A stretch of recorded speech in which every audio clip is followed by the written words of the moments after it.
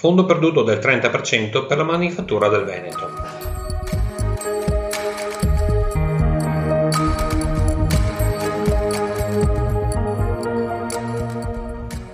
È stato pubblicato il bando 311, investimenti settore manifatturiero, che riguarda un contributo a fondo perduto del 30% fino a un contributo massimo di 150.000 euro a favore delle imprese del settore manifatturiero e dell'artigianato di servizi.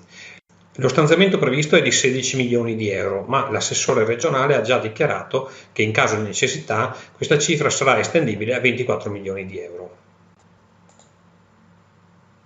I beneficiari di questo bando sono le PMI, micro e piccole e medie imprese del settore manifatturiero e dell'artigianato di servizi, consorzi e cooperative di PMI.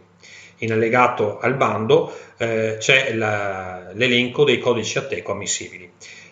Tutti devono avere un'unità operativa che realizza il progetto imprenditoriale in Veneto. Non possono essere beneficiari di altre agevolazioni dell'azione 311 del POR FESR 2014-2020, non possono essere una startup innovativa. Tipologie di interventi ammissibili. Sono ammissibili progetti volti a introdurre innovazioni tecnologiche di prodotto e di processo, ad ammodernare i macchinari e gli impianti, ad accompagnare i processi di riorganizzazione e ristrutturazione aziendale anche attraverso lo sviluppo di business digitali.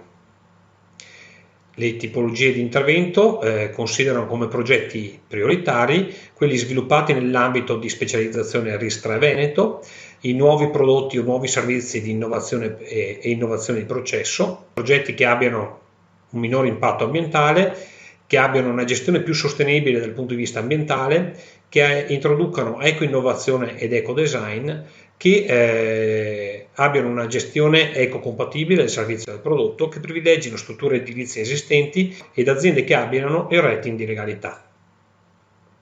Spese ammissibili. Sono ammissibili l'acquisto anche il leasing di beni tangibili e intangibili e consulenze.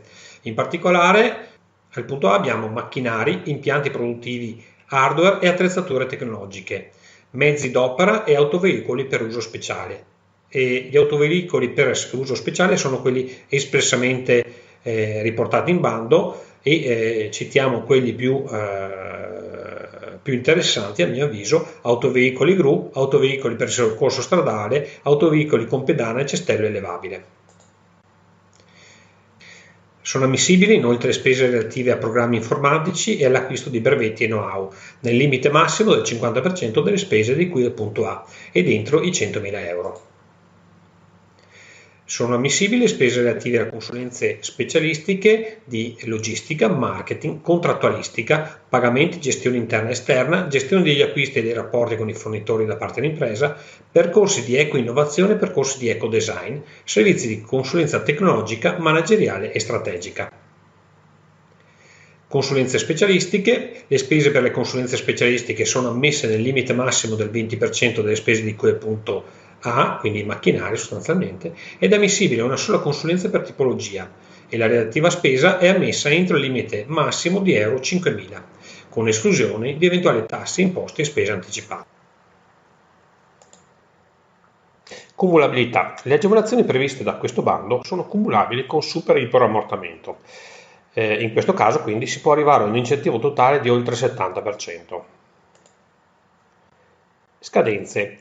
Per quanto riguarda le scadenze, lo sportello A, quello dedicato ai beni con caratteristiche Industria 4.0, lo sportello aprirà dalle ore 10 di martedì 9 luglio 2019 e chiuderà alle ore 17 di martedì 16 luglio 2019, mentre lo sportello B, dedicato ai beni non Industria 4.0, aprirà alle ore 10 di giovedì 18 luglio 2019 e chiuderà alle ore 17 di giovedì 25 luglio 2019. Ricordiamo che si tratta comunque di un bando a sportello e quindi è importante inviare le domande già subito in apertura di sportello.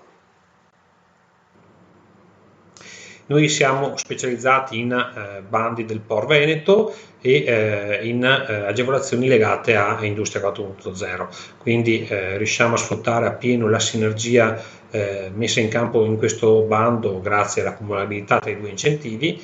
Ci occupiamo esclusivamente di agevolazioni ed incentivi, quindi siamo specialisti in questo e riusciamo a sfruttare appieno tutte quelle che sono anche le altre agevolazioni, per esempio relative alla formazione, che possono essere inserite in questi progetti.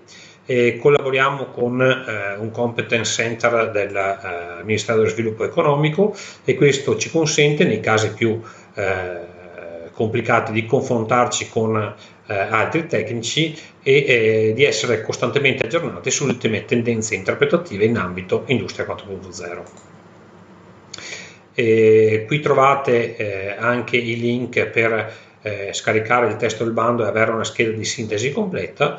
Avete il link alla RIS3 Veneto per capire quelle che sono le strategie di specializzazione a cui riferirsi in questo bando, e infine i miei contatti. Sono Franco Rasotto di Rete Agevolazioni, e questo è Rete Agevolazioni News.